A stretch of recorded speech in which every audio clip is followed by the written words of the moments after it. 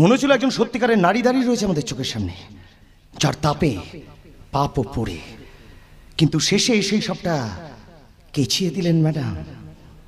লোক দেখানো চারটে চর মেরে নিজের দায়িত্ব থেকে পালানোর চেষ্টা করছেন। বাঁচছে কোথায়?